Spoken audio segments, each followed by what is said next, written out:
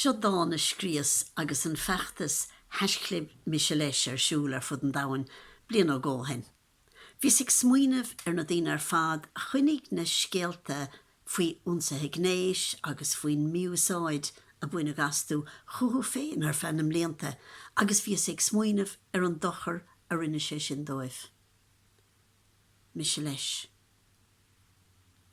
Mise leis ar si, is í ag cogarní leisteach sa scáthán, gruasteachta anála ar an mhuineáil. Mise leis ar si, is taise a gá lámh á crúbáil, gaiire bheith a hail in a crahán trí. Mise leis ar si, a cogur ruúine beag níos irde a bhriantas siúd cnapathe taobh hir dá go. Mise leis ar si, an scrád ag bailú nirt in rinne le buillig ag púscas piocháin a scórnaí.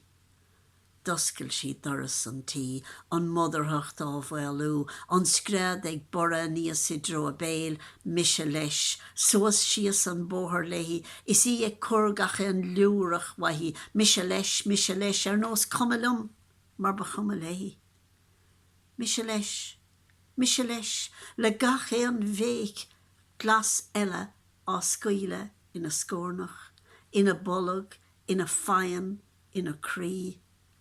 Mise leis.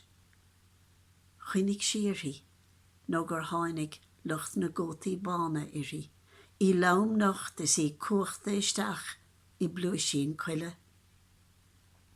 Mise leis, na facail ina snagana is iad ag sile wahi tríd an smecharnach goil. Tusa leis, ar siad go séimh is í á tuairt leo, á suaimhnú le hin stella, á ciúnú le suaimh na sáin.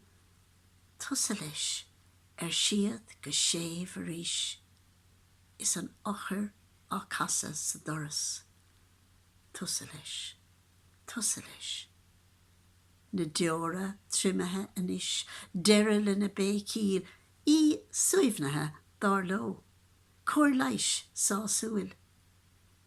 Mise leis, fós ina siar chóirfá cogarníle aice, í cho ciapathe cráite céanna, ach gan isaige cén fá.